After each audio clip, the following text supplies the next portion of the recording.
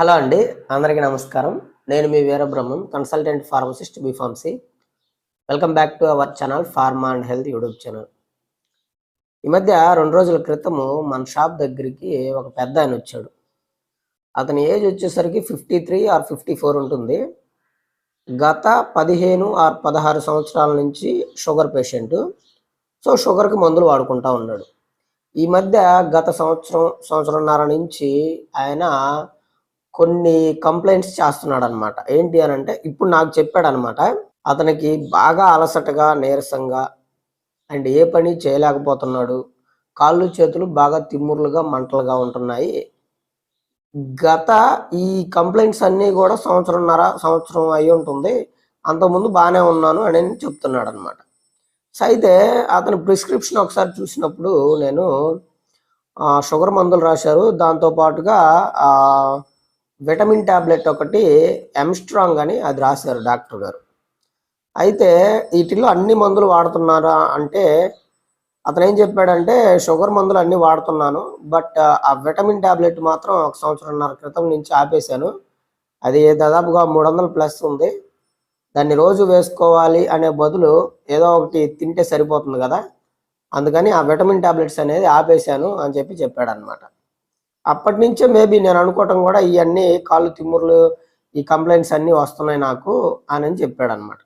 యాక్చువల్‌గా ఇక్కడ ఒక విషయం గుర్తుపెట్టుకోండి. అంటే ఆయననే కాదు, షుగర్‌కి మందులు వాడే ప్రతి ఒక్కరికి ఈ వీడియో యూజ్ అవుతుందని చెప్పేసి చేస్తున్నాననమాట. ఏంటి అనంటే మీకు షుగర్ ఉండి మీరు షుగర్‌కి మందులు వాడుతున్నారు అంటే మీరు వాడే మందుల్లో 95% పైగా అంటే 99% మీరు వాడే మందుల్లో మెట్ఫార్మిన్ ఉంటుంది. ఉంటుంది గదా! మెట్ఫార్మిన్‌తో పాటు కాంబినేషన్ మిగతావి ఉంటాయి ఇంకా. గ్లిపిజైడ్ గానీ, గ్లిమిప్రమైడ్ గానీ, సిటాగ్లిప్టిన్, వెనాగ్లిప్టిన్, ఓగ్లిబోజ్, యాకార్బోజ్ ఇట్లాంటియన్నీ చాలా ఉంటాయన్నమాట. కానీ కామన్‌గా మెట్ఫార్మిన్ ఉంటుంది. సో, మీరు తీసుకునే డైట్‌ని బట్టి, మీ లైఫ్ స్టైల్ చేంజెస్‌ని బట్టి మెట్ఫార్మిన్ డోస్ అనేది మీకు డాక్టర్స్ ప్రిస్క్రైబ్ చేస్తా ఉంటారు. సో, ఒకవేళ మీకు షుగర్ బాగా ఎక్కువ ఉంటే మెట్ఫార్మిన్ డోస్ ఎక్కువగా ఉంటుంది. అదే ఇప్పుడు మీరు 15, 16 సంవత్సరాల నుంచి షుగర్ ఉంది, మెట్ఫార్మిన్ వాడుతున్నారు అనంటే, మెట్ఫార్మిన్ వల్ల వచ్చే సైడ్ ఎఫెక్ట్ ఏంటో తెలుసా? Lactic acidosis. అంటే ముఖ్యంగా ఈ మెట్ఫార్మిన్ మీరు ఎక్కువ కాలం నుంచి వాడుతున్నప్పుడు ఇది ఏం చేస్తుంది అనంటే మీ బాడీలో ఉండే విటమిన్ B12ని, విటమిన్ B1ని డెస్ట్రాయ్ చేస్తుంది. డిప్లీట్ చేస్తుందనమాట. సో, అలాంటప్పుడు మీకేమవుతుంది అనంటే విటమిన్ B12 ఏం చేస్తుంది? Nervous system key role play చేస్తుంది. అండ్ విటమిన్ B1 అంటే థయమిన్ ఇదేం చేస్తుంది అనంటే న్యూరాన్స్ పైన ఉండే మైలిన్ షీత్‌ని మెయింటైన్ చేస్తుందనమాట. ఈ 2 మీకెప్పుడైతే డెస్ట్రాయ్ అయిపోయినాయో, డెఫిషియన్సీ వచ్చిందో అప్పుడు మీకు అలసట, నీరసము, ఏ పని చేయాలన్నా ఇబ్బందిగా ఉండటము, కాళ్ళు, చేతులు తిమ్ముర్లు, మంటలు, నొప్పులు, సూదులు గుచ్చినట్లుగా ఉండటం, మొద్దుబారినట్లు ఉండటం ఇలాంటి లక్షణాలన్నీ కనపడతాయన్నమాట.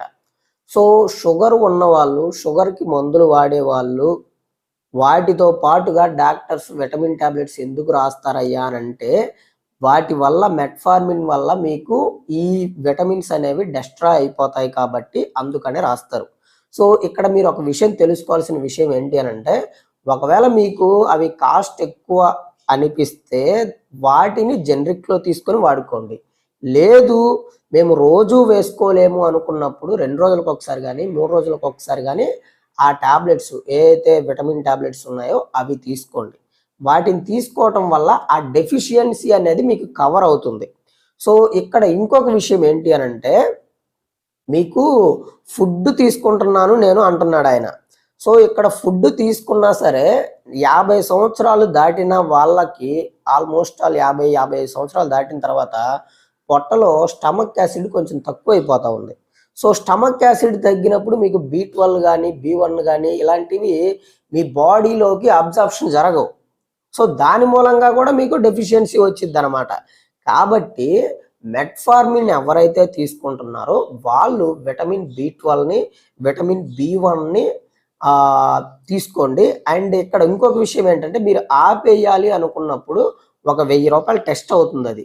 ఆ 1000 రూపాయలు పెట్టి మీకు అదెంత ఉంది ఇది ఎంత ఉంది అని చెక్ చేసుకొని డెఫిషియన్సీ ఉంటే వాడుకోండి, డెఫిషియన్సీ లేకపోతే అప్పుడు వదిలేసేయండి. అండ్ ఇక్కడ ఇంకొక విషయం ఏంటి అని అంటే, ఒకవేళ డెఫిషియన్సీ లేకపోయినా మీరు మెట్ఫార్మిన్ వాడుతున్నారు కాబట్టి మీకు కొన్నాళ్ళకి మళ్ళీ డెఫిషియన్సీ వచ్చింది అనమాట. సో దానికోసమని మీరు 2 రోజులకు ఒకసారి కానీ 3 రోజులకు ఒకసారి కానీ ఆ టాబ్లెట్స్ తీసుకోండి. అయితే ఇక్కడ B1కి B12 అసలు ఏం తీసుకోవాలి అని అంటే, B1లో మనకి థయమిన్, ఇది వాటర్ సాల్యుబుల్ విటమిన్. B1లో సెకండ్ ఫామ్ ఉంది, ఏంటో తెలుసా? బెన్ఫోథయమిన్, ఇది ఫ్యాట్ సాల్యుబుల్ విటమిన్ అనమాట. యాక్చువల్గా ఈ థయమిన్ కంటే బెన్ఫోథయమిన్ 3 రెట్లు ఎక్కువగా అబ్జార్ప్షన్ రేట్ ఉంటుంది. ఎందుకు అని అంటే న్యూరాన్స్కి పైన తొడుగు ప్రోటీన్ అండ్ ఫ్యాట్ తోటి మేడప్ అయి ఉంటుంది. దాంట్లోకి థయమిన్ అనేది చొచ్చుకొని వెళ్ళలేదు. అదే బెన్ఫోథయమిన్ అయితే చొచ్చుకొని వెళ్తుంది అండ్ అక్కడ నెర్వ్ని రిపేర్ చేస్తుంది.